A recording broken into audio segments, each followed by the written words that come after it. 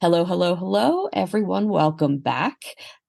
We are here today with my lovely co-host Eileen Grimes with the podcast You Only Go Once. And today we have a fantastic guest.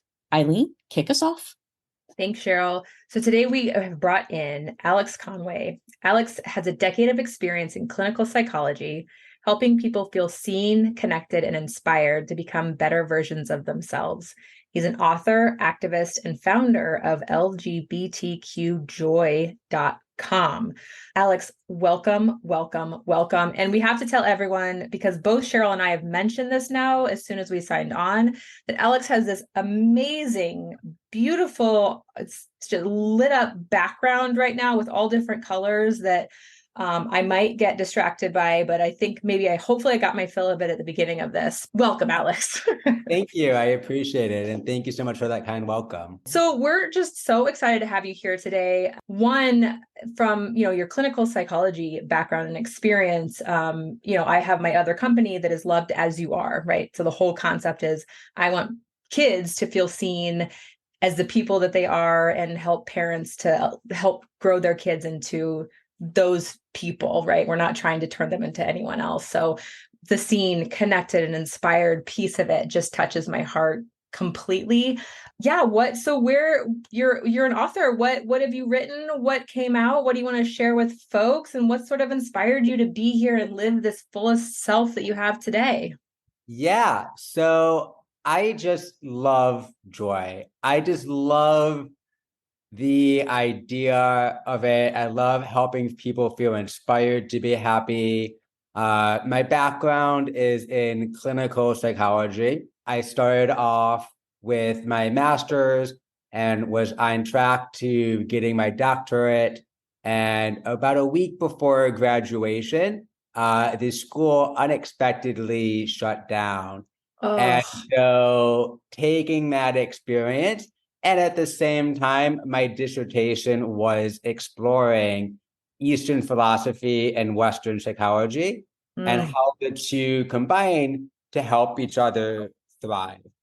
And so through that experience inspired me to create this company, to create this coaching company to help other people around the world who did not have those same luxuries. And it ended up being one of the greatest blessings in disguise, because had I gone and had I finished and gotten my doctorate, my license would only be valid in the state of New York. Sure. Now that I'm able to be a coach, I've been able to help inspire people in Taiwan, in Poland, in London, all over the world. And so helping them to see that there's so much more to who they are than these preconceived notions or these titles or these things that we place on ourselves. And to really help them learn to dig deep to find what makes them happy, what inspires them. And so my book is just all of the research I wrote that was going to be my doctoral dissertation, but published in a way that can hopefully help others learn that information. And the information looks at what is the impact of being different, specifically sexual orientation, on one's sense of self. And how do we use all of these tools from both Eastern and Western ways of thinking to inspire us and teach us the tools to be happy in life? I mean, wow, there's so much. Can you just coach me now? Just kidding.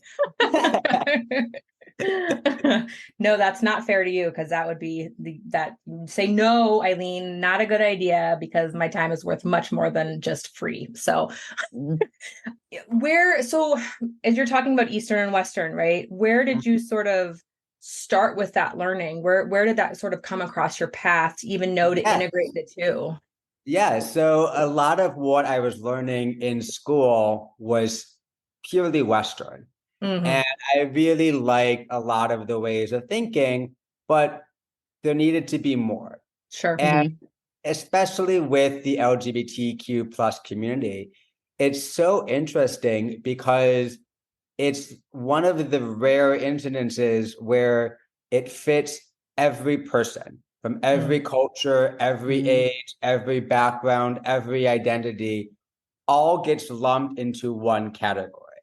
And a lot of the times when you're looking at studies, they'll say, we study the LGBTQ community, and therefore the entire community does X, Y, or Z. Sure. In reality, Gotcha. you look at the study, and it was mostly done on maybe white gay men. And so to compare a Black transgender woman does not necessarily make sense. And so just having one way of thought doesn't really fit the complexities of this community. And I really got inspired by Buddhism, and specifically Buddhism and the idea of yin and yang. So the idea that we have these opposites coming together to create something beautiful. And in Western psych, we have a very similar idea. It's called object relations, and it looks at different aspects of the individual and how they may seem opposite or may seem different, but come together. And in Buddhism, there's the idea of enlightenment, which is where we are living authentically in the moment with compassion. And I love how simple that is. It's not easy to do, but how it gives a simple framework for what to focus our energy on. And how do we use the tools from Western psych to get there? So what does it mean to be authentic? Well, in Western psych, there is a model called self-psychology. And it looks at what do you need as an individual to develop your true self, which is basically the authentic self. And it says you need to be seen for who you are, your individuality, what makes you different. So your sexual orientation, for example. You need to feel connected to other people who have that shared sense of difference. And you need to feel inspired to become a better version of yourself. And so I love the combination of the two and how it takes these complex things, but really simplifies it in a way that can be used to help almost any person, depending on what the issue is. And I love how there's just ways of being kinder, ways of being more present, and ways of being more ourselves. And I found that doing the research and practicing what I preach has been so helpful when I face my own difficulties in life. And through my experiences, being able to help others do the same. Yeah, I love the mix, right? Are you a practicing Buddhist? Or you just I'm not necessarily a practicing I was just curious, one. Yeah. Although I do feel inspired by the teachings. And yeah, no, I think it's fascinating. And I mean, raised Catholic, recovering Catholic, I think that's what we call it. But yeah, I was fascinated to learn and understand these other ways of thinking about it's not just religion, right? It's life, and it's a whole way of thinking about the entire ecosystem of being in this world. And I think it's wonderful. And there's so much complexity to each one of us that there's a part that I feel like at least Western, some of the medicine practices and things like that too, leave out the individual piece, right? Each individual is going to bring their own unique experiences, their own life story, their own pieces that until you allow for those things to become more human and have that heart, you're never going to get a full picture of it. So combining sort of those two, I just think is such a beautiful mix to, yes, have some of the information that we can go off of and have some of that, but then also say, I'm dealing with this one unique person also, and how do we work together to make you feel seen and connected and inspired? It's just wonderful. Yeah. And I love that Buddhism is one of the few, if not only, major religion that doesn't have a God. It is all about humans trying to be better humans. Mm. And I love how the Dalai Lama is such a fan of neuroscience and of using both to influence each other. Yep. And how the field is starting to pick up on some of these teachings that have been around for thousands and thousands of years, but are now being more closely studied in a lab through that Western lens. Got it. Yeah. I my family makes fun of me for they're like, every time you explain what you believe in spiritually, it sounds like you're describing the Force from Star Wars. So well, I mean, yes. So sorry that those are the words I use around it, but yes, like the interconnectedness of all things and all of this stuff is what I see in this world. And anyway, I just having that background of learning about Buddhism and all of those kind of things too is definitely a sort of a foundational piece for me and in the belief and spirituality that I have. So yeah. I love your mission statement with this, because, and I'm sure you've heard this 100 times, but as you know, during the pandemic, it just felt so insular and so lonely at times. Yeah. So the fact that when you talk about, you know, not only being seen as an individual, but it's part of something universal, must be so much of a relief to people that are seeking your services. You know, I've heard a lot of people just feeling, the sense of loss has been unbelievable. So being able to reclaim any sort of sense of self and be able to move past that is so important. And I'm so glad you bring that, especially to the community that you're serving. Can you tell us about your first experience? And again, no names, we're not doing crime junkies, nothing like that. But could you tell us about your first experience where you felt like, yeah, I'm on the right path for this? Could you share a little bit about that experience? Yeah, absolutely. So one of my experiences was in a charter school in DC area, in one of the most underserved districts in the city / likely the country. And a lot of my individuals were homeless or had a parent that was maybe in prison or incarcerated, or a lot of struggles. And it was the first time that I was able to create an LGBTQ plus support group. And it was the first time I was able to apply my passions to actual individuals who needed the help. And to see how much joy they got from the simplest things, from being able to start the session by just playing music and allowing them the opportunity to walk in. I had fans, I had little props for them to walk into the room, say their name, have a seat. Something as simple as that gave them so much joy, because for so many other aspects of the day in their lives, they did not feel comfortable to walk in. They would get judged for who they were. They did not have a room of people clap when they walked in and said their name. They oftentimes had the opposite.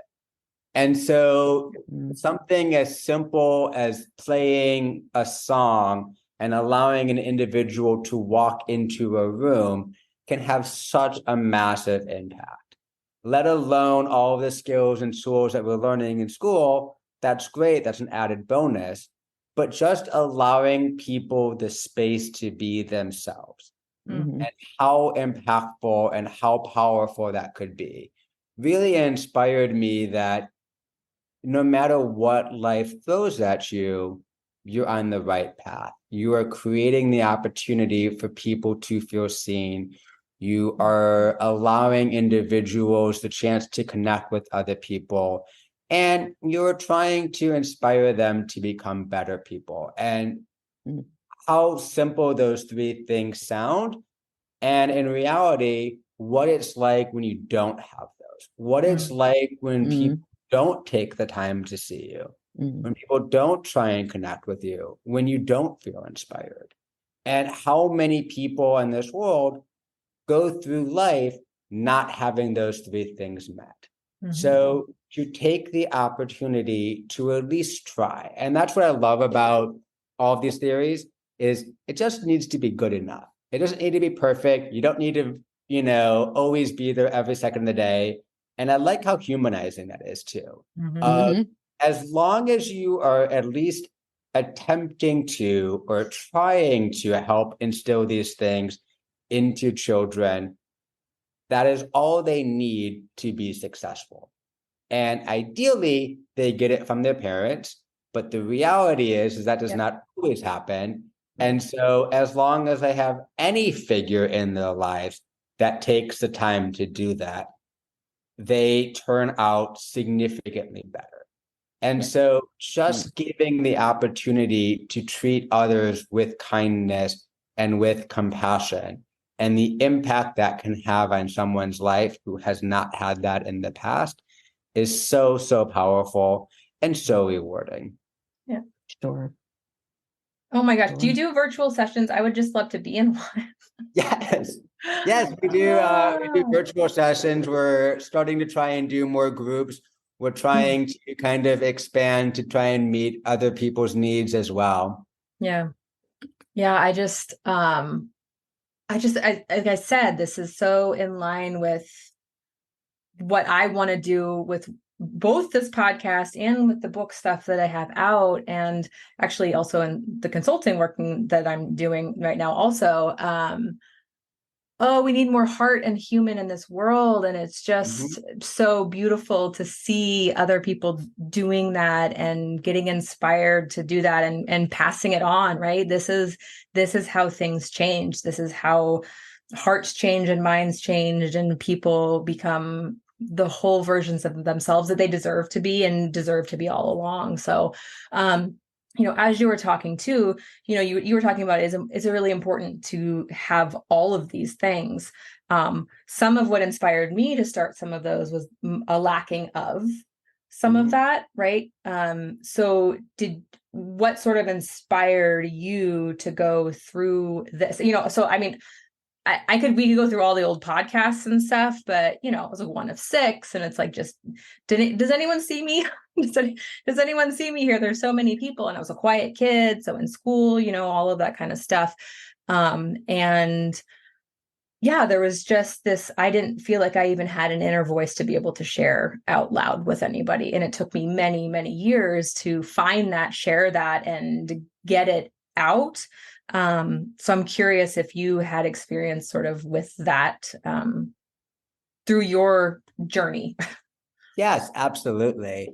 I'm very lucky and fortunate to have a supportive family. It's been there for me and supported me and uplifted me. Yeah. And at the same time, being individual who's gay and being somebody who likes to explore gender did not always come easy, especially in a conservative town in the Midwest. Sure. It did not always feel easy. And there was oftentimes, since being Jewish as well, there was oftentimes a lot of anti-Semitic comments, and there's oftentimes a lot of homophobic comments. And so I knew from an early age what it was like to be picked on for things that are different. And I knew I did not want other people to feel that way in the future. And so I knew it was my mission to try to make this world a kinder and more compassionate place to be, and to try to treat others with more kindness and compassion. And even if I'm having a tough day, or even if, things are going, not as I would like, to try to recognize that when talking to other people and not lash out at them and realize they are humans too. And even if I'm having a bad day, does not give me the right to talk down to somebody else or to treat them poorly. And so even if I'm frustrated, even if I've been on hold for hours trying to deal with customer service and I'm so annoyed, they're a person on the side of that line, and to try to treat them with more kindness. And just throughout my day, try to smile at people or try to do little acts of kindness, give little acts of joy, because I know firsthand what it's like when you are having a tough day and somebody goes out of their way to do even the simple things like that, or just ask, how are you? And genuinely care. So the more opportunities you have to spread kindness, the better the world is, I feel. Couldn't agree more. Terrific. Yep. It's funny, when I hear you talk, I hear about people basically taking up the space that they are entitled to, that they deserve, right? And Eileen and I talk about how we're introverts. I think I'm more introverted than she is, because I hear Eileen, she talks about she was a family of 6, and she's like, me. And I was in a family of 2. And by the time I got to adulthood, I'm like, you just go over there. Like, I'm fine. You don't need to look at me. I'm fine. And now I'm, I look at it and I think to myself, I don't know where the balance is in terms of space. How do you help people find their space and being able to either expand their space? No, I guess there is no either. It is really like expanding their space, right? And especially if people are, you're are also introverted and nervous about saying, like, this is who I am and I deserve this. I think it's a great question, and I don't know if there's necessarily a right or a wrong way of kind of going about it. But I found that helping individuals first realize they are worthy. They deserve space, because a lot of times they're not asking for it because they don't feel that they can have it. So why would I ask for space? I don't deserve space. So helping them realize you do, you are valued, your opinions matter. I'm curious to know more about it, allowing them that opportunity to have space, allowing them that opportunity to see what it's like to have it, and then allowing them the opportunities to try and grow through curiosity, through questions, through compassion, through allowing them that space, and also allowing them the opportunity to say no. So when I did the confidence walks with those kids in the LGBTQ group, there's a lot of people who were really shy. And so the extroverts loved it. They had an opportunity, they got attention, they could spend 20 to 30 seconds walking around the room, having a great time. And some of the introverts were a little bit more shy. And so every day they'd be given the opportunity to, the same opportunity as everybody else. And sometimes they would say, just kind of walk in quietly and sit down and say their names. And sometimes they would take a little bit longer, a little bit more space, but just giving them equal opportunities and assuring them you are worthy, you are deserving of having this space. And ultimately, it is okay if you take up a little bit, and it's okay if you take up less, as long as that decision is coming from what you want and what is important to you. It's a great answer. Thank you. You talked about Eastern and Western cultures. Have you traveled as part of your, do you go to, I guess, do you provide the service internationally, I guess is what I'm asking. Yeah. So I, right now, am doing virtual sessions wherever, the website's live, the website's booking, book a session wherever you're at. Okay. But I have also been very fortunate to travel. And so one of the places when I was an undergrad, I had the opportunity to study at the University of Sydney and to see firsthand what it's like to study, to live, to be immersed in a culture that is completely different from the one in which I was raised in. And to have the opportunity to study with professors and to have that way of thinking instilled in my way of thinking really helped to create a more global perspective of what are the actual issues, how are they different, how are we similar, we have a lot in common, but what are those differences and what is the importance of those differences, and really looking at those and trying to find ways to celebrate them. It's awesome.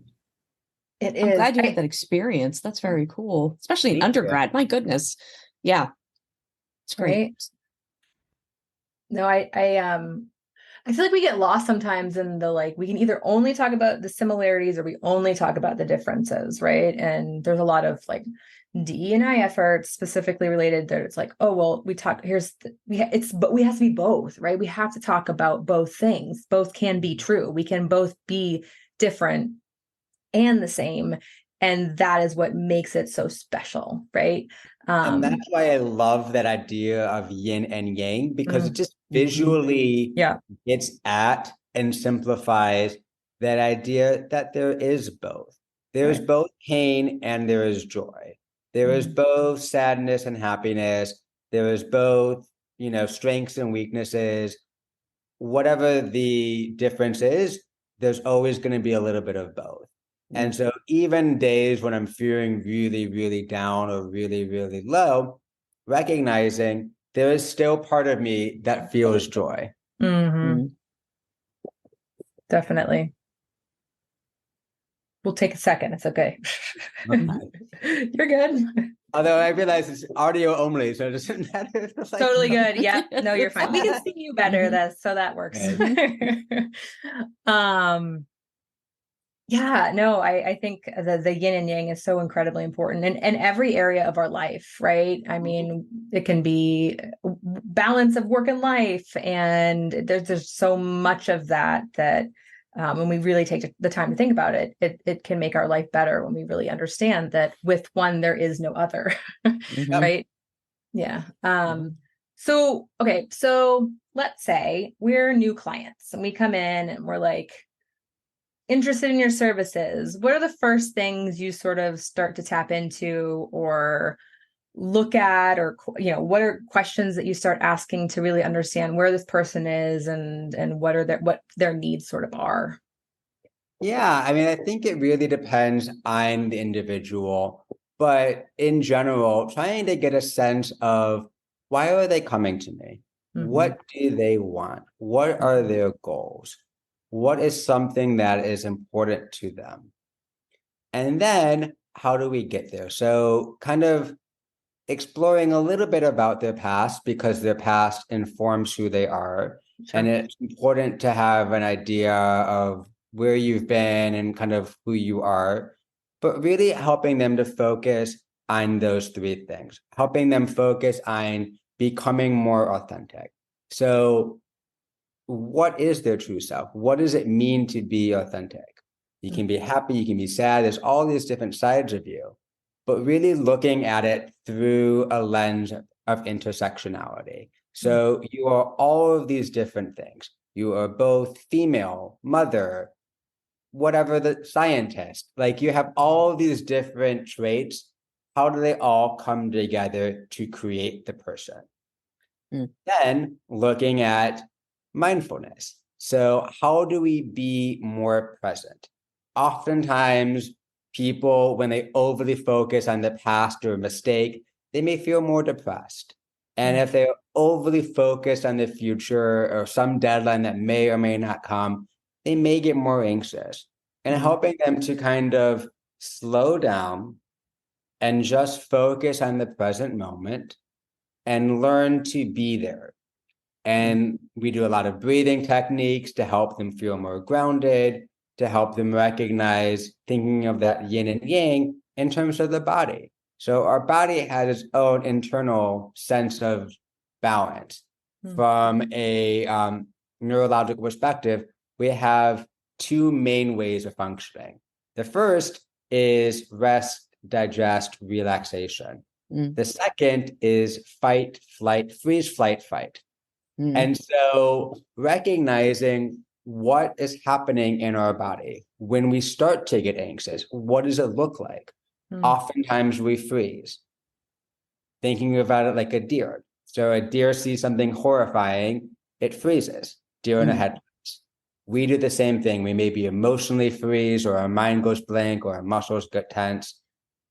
Then they flee. So we do the same thing. We might avoid the topic. We might run away from the thing that's scaring us, and then fighting. So we might become more aggressive. So recognizing that these behaviors are universal for all humans and most animals, and are happening at a physiological level, as well as the cure, so to say, of being calmer, more relaxed, more centered. And so teaching people that in the present moment, through things like breathing exercises or other mindfulness techniques, to be more present, to be more grounded. And the third area that we like to explore a lot is around compassion. And there's been a lot of research on overall sense of happiness. And traditionally, it was through the lens of self-esteem. I feel good about myself because I am better than average. Now, that is wonderful if you're above average. However, by definition, only half the people can be above average. Right. You're setting up half of the population to just feel bad about themselves. And self-compassion is different. Self-compassion recognizes our shared common humanity. It recognizes mindfulness of being in the present moment without judgment. And it recognizes kind of that inner strength. And oftentimes we can be really compassionate to others. You have a child, or you know a child, and they are hurting, you are likely going to want to comfort them, unless you're a monster. But most people, give them the benefit of the doubt, see a child in pain and want to try to ease that suffering. And yet, when we have our own suffering, we don't always do that. We talk down to ourselves. We say, oh my God, you're the worst person ever because you failed this math test, or whatever it is. We're so critical. And so the research has shown that compassion is a stronger indicator of overall happiness than almost anything. And compared to self-esteem, significantly better at boosting that overall sense of happiness. And it's a tool and a skill that we can learn and that we can practice and we can get better at each day. So teaching individuals who may not have these things, that's okay. We'll start from wherever you're at, and then we'll just work each day at learning how to increase them. Because oftentimes all three are connected. The more that I can just be myself, the more I'm comfortable being in the present moment. The more that I can be kind to myself, the more I can be comfortable being myself. And so all of these things are kind of interrelated. So it doesn't really matter necessarily where you start doing the work, but as long as you're doing that work, you start seeing more and more benefits. And so really depending on where the individual's at, kind of helping them see where are you, where would you like to go, and how can we get there? And how can we get there using all of these tools at our disposal to help you feel more confident, happier, and just have better overall sense of joy in life. Again, I mean, yeah, I need to sign up. No, I love it. I've been doing, I mean, as our listeners know and are sick of hearing, I have done so much of my own internal work and things like that, and therapy and stuff. And I just started occupational therapy, which has been fascinating. And they have an MNRI approach, right? So the whole neural network. And Yeah, I was diagnosed with PTSD. And so they actually the other day went in and she was like, oh yeah, your vagus nerve is just like going, it's real dysfunctional, basically. But yeah, like hitting that when you're in that fight or flight constantly, Mhm. that has been something that I'm trying to relearn what normal or what the rest and digest even feels like at this point, right? Mhm. And to then be aware of when fight or flight then kicks in. So for me, I'm like unlearning some different things right now because I've just been in this sort of steady state of fight or flight. But it's been quite a process. I'm like, okay, I think doing some of the mindfulness things is going to be incredibly helpful too. Do you have a breathing technique you might want to share with us? Yeah, so I have a few that I really like. One that I really like is kind of think about any situation, whether you're happy, whether you're sad, whatever the emotion is, think of whatever that emotion is. Mhm. Now think about how intensely are you feeling it? Mm. And a scale from 1 to 10. So I'm extremely angry, I'm extremely happy, kind of in the middle, whatever it is. And then allow yourself that many deep breaths to just feel that emotion. So I am looking at flowers right now and they make me smile like a 6. I see the reflection in my life just makes me feel happy. And I'm going to say roughly 6.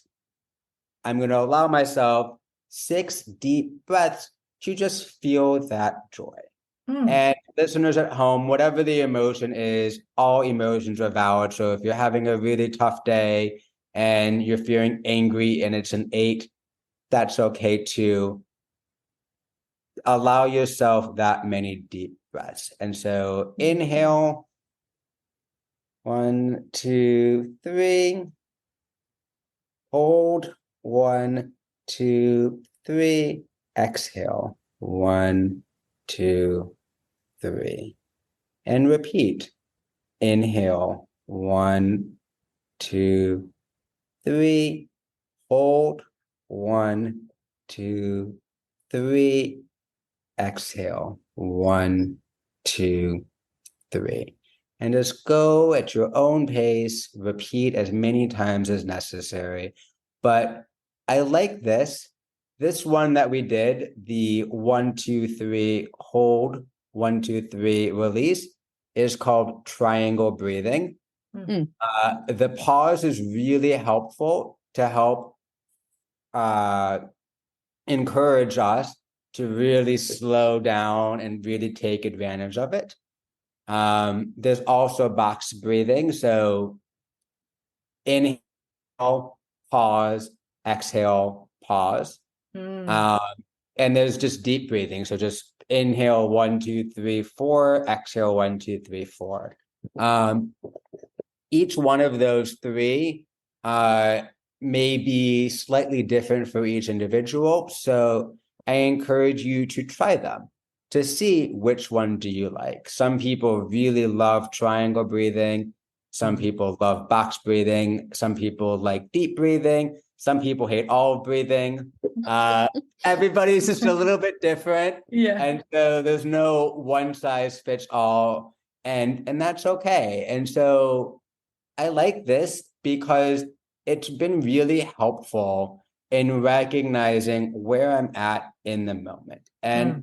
specifically having a lot of clients back to back and needing to regroup in between. And to recognize right now, I had a client who is maybe suicidal or who had child abuse or some type of trauma. And I'm sad or I'm disappointed or I'm angry or I'm feeling some type of negative emotion. Allow myself that brief moment to just feel that. And Mm. again, we're only doing 10 deep breaths. So you can really do this exercise anytime, anywhere.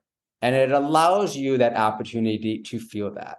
And especially if you're doing it for all emotions. So not just when you're feeling sad, but also when you're feeling happy. Yeah. A lot of the research in positive psychology looks at ideas like savoring. So how do we take something that brings us joy and prolong it? So if Mm. I really like drinking a cup of coffee, instead of having my cup of coffee in the morning in 30 seconds and being done with it, having one sip at a time and really enjoying the flavors, the notes, the different senses of it, and taking that one cup of coffee and having it become a 5-minute experience of joy or however long it's going to be.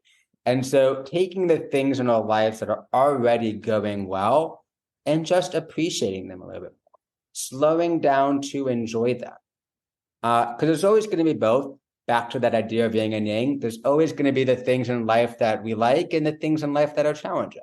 So taking the time to recognize both, and especially the things that bring us joy, can be really, really helpful.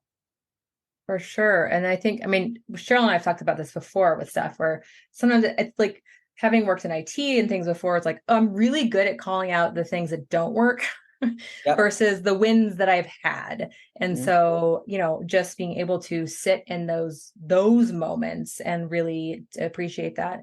One of the things that I'm curious if you have any resources for folks, because at least I struggled with this. My vocabulary for emotions, feelings was very, very low when I first started into therapy and different things like that. It's like, I'm frustrated. Okay, what does that mean? What is the emotion or feeling that you're having in this? So I'm curious if you have anything that you recommend for people who might still be sort of starting on their journey of what even having an emotion is and how to name that is just something that people can kind of look at and see, because I can sit in the moment and be like, well, my body feels this. I don't know what it is yet. Mhm. And that's okay. And so one tool that can be helpful is called the emotions wheel, and people can Mm. just Google it, and it comes up with a bunch of different images. Find the one that works best for you. Mm. But it's a really good way of taking these emotions and making them more complex. And so when working with children, the emotion wheel might be a little bit more simple. When Mm. working with adults, there's a little bit more complexity in the emotion. So really taking the time to kind of find the one that works for you and then using it. And just like any new skill, the more in which you practice it, the easier it becomes. And Mm. so taking the time to find one and then using it each day and saying, how am I really feeling right now? Mm. And giving yourselves periodic and somewhat random check-ins of throughout the day, sometime in the morning, sometime in the evening, afternoon, whatever is going to be manageable for each individual and realistic, but just doing a check-in. How am I feeling? And how am I feeling in terms of these things? How am I feeling physically? Is my body exhausted? Mm. Where am I feeling that exhaustion in my body? How am I feeling emotionally? How am I feeling spiritually? Just checking in with ourselves, because a lot of times we're on autopilot. We're not really aware of what's happening. Yeah. And if we're not really aware of what's happening, we don't really know what to do next. So taking the time to just check in with ourselves and seeing how we're feeling can be really helpful. Another thing I love is the body scan. And again, this is something that can be easily Googled or YouTube. There's many different versions of it, but it essentially looks at starting at your toes and scanning each part of your body to realize which part is feeling a sense of stress or Mm. tension, and when possible, trying to calm it and relax it. And so, of note, some individuals may have difficulty with this. If they have some type of physical limitation, that is okay. Some people may not be able to feel parts of their body. And so, don't feel shame around that. But for other individuals, this can be a really helpful tool to recognize I didn't even realize my jaw was clenched. I didn't even realize that my neck was hunched over like a croissant because I've been looking at my phone all day. And now I recognize that. And so now I can kind of sit back up, have maybe better posture, take a deep breath, and relax. And that after being aware that I was stressed and now I'm relaxed can be really powerful because it shows the individual that you can have more control over your emotions and over your feelings. And it's also easy exercise to be done pretty much most places. You can take it whether you're at your desk or wherever you are, kind of just taking a brief moment to kind of just notice where your body's at now through that lens of mindfulness. So we're not trying to change it. We're not judging it. We're not saying, oh my God, I'm a monster because I have tension in my neck. I'm just recognizing, oh, my neck is tense right now. What happens if I do this? Okay, now it's a bit more relaxed, or maybe it's more tense. But just recognizing that connection between your mind and your body can be really, really powerful and really helpful. Oh, I'm just so glad that the positive psychology stuff is past, or whatever we want to call it. But right, it's the yin and yang of allowing for all of these things. That is not shameful to feel anger. It's not shameful to feel sad. It's not shameful to feel joy, right? Like all of these pieces are part of the human experience, and to accept for and allow for that, and to even embrace all of those moments in our lives. It's not just, we'll think more positive around it and it'll get better. Like, no. Absolutely. No. And what I love is there are roughly 7 billion people on this planet, and every single person has the exact same emotional capabilities, no matter where you are. So every person feels sadness, every person feels joy, every person feels shame, every person feels whatever the emotion is. They may feel it for different reasons, but they ultimately feel that emotion. And so no matter who you are, no matter what you're experiencing, at times it may feel isolating. I'm the only person who's ever felt this. I'm the only person who's ever felt embarrassed for who they are or whatever it is. Yes, you may feel that way, and that is a real belief in the moment. And at the same time, every person on this planet has felt this. Every person in the past has felt this. Every person in the future will feel this. Hopefully, we can feel more positive emotions, but every person also feels the negative ones.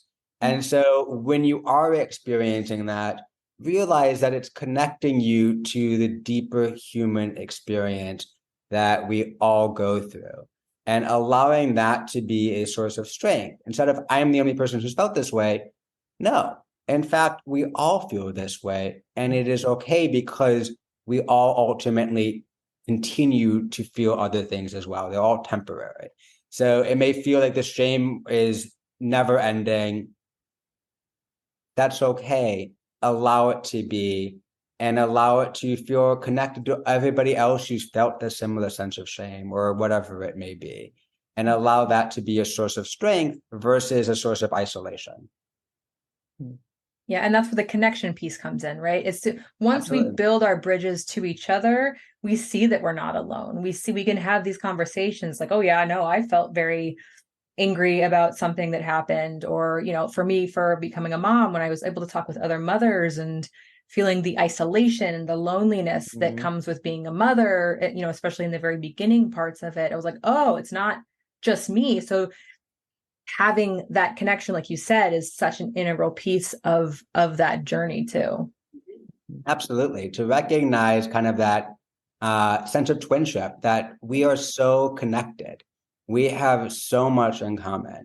And the first time you find somebody who is like your metaphoric twin, who just has that same sense of identity, oh my God, not only are you a mother, but you're also a single mother from X geographic region with X religious background. And your kid also has X learning disability.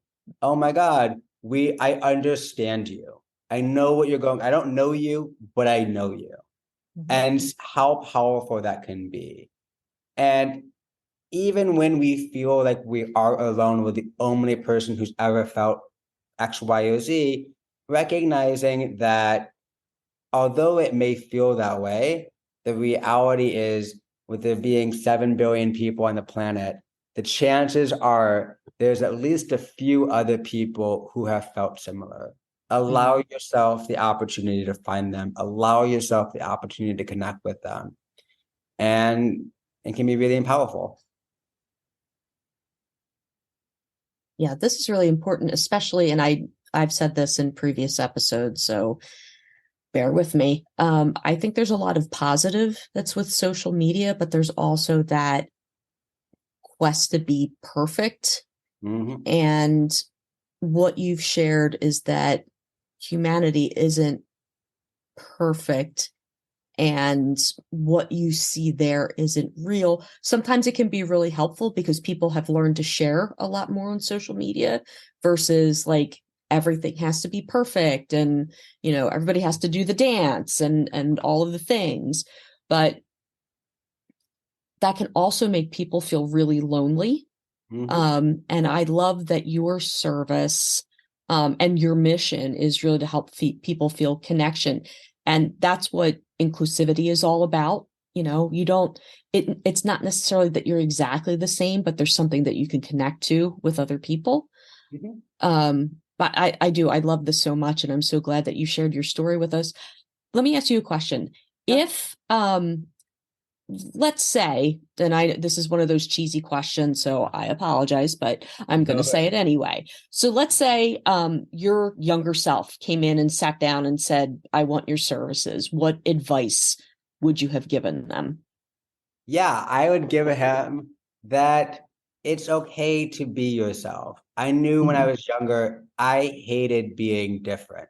I just got teased and picked on, and I was just like, I just want to blend in. Why are people treating me this way? And now I would give myself that advice that your uniqueness is beautiful.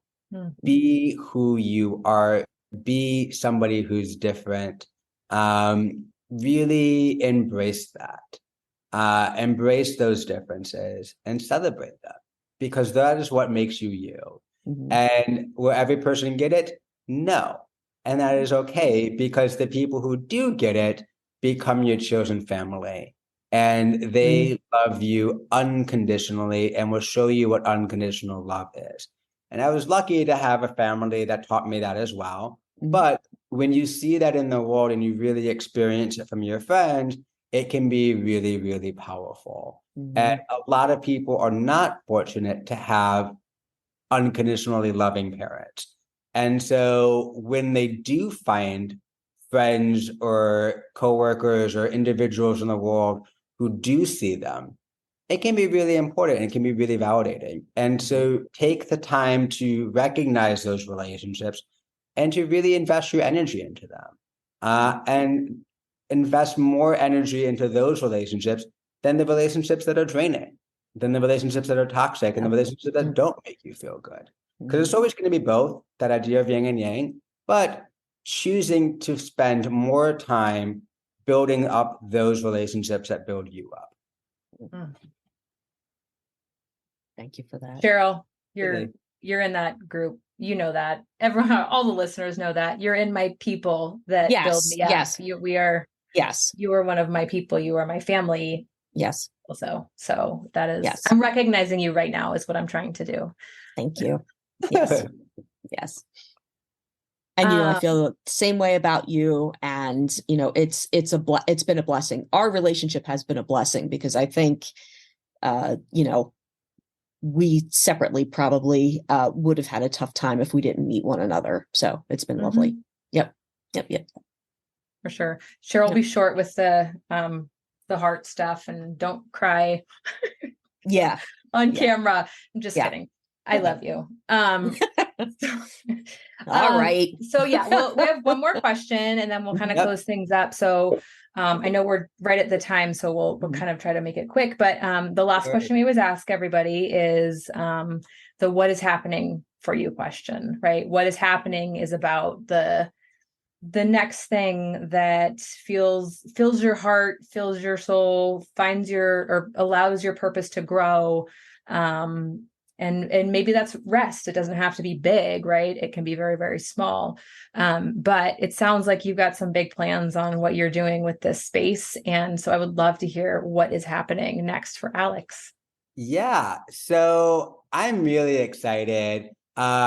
Professionally, I am 2 courses away from getting my New York license. So after everything with grad school, I'm able to find another way to get my license. Oh, great. To be a licensed Wonderful. health counselor, to really have that impact in New York, and also allow myself to be able to be a supervisor to help the next generation of coaches and counselors to be able to spread more joy around the world.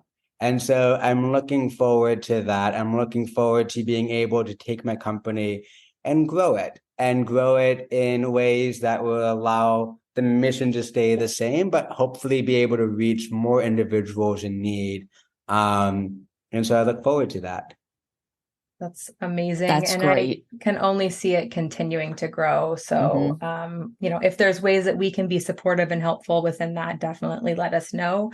First of all, I just want to let listeners know the colors on the back wall have changed now, and I'm Obsessed. loving it. Obsessed. Changes with night as like a little subtle reminder.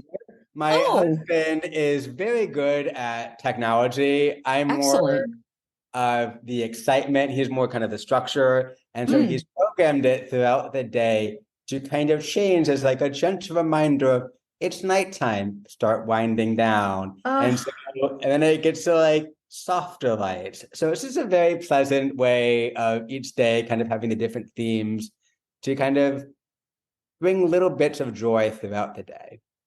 Yeah, I love it. I'm gonna have to talk to your husband and figure out how to do that, because I want it. Love now. it. Yes. Yes. Obsessed with the background. Sparkled, dazzled. Yes. Yes. Oh my goodness. Alex, are there any social media or websites or books or anything like that you'd like to share with our audience? Yes. So my website is www.lgbtqjoy.com. On the website, it has links to all my other socials. Although the main focus is the website. And coming soon, I will be publishing my book, The LGBTQ Path to Enlightenment. I have a little mock-up of the title here. Yay! So we are in the final stages of kind of getting that up and getting it ready and getting it published. And that will be available on the website as well relatively soon. So stay tuned. If you like research or like kind of understanding all of the stuff that we talked about today and kind of want to learn about it from a deeper perspective, I strongly recommend you take a look at it. Hopefully it helps inspire you to feel more joy. Awesome. Thank you, Alex. Absolutely. On behalf of Eileen and myself, thank you for joining us, audience, with this episode of You Only Go Once. Have a great rest of your day, and we'll see you next episode. Take care. Bye.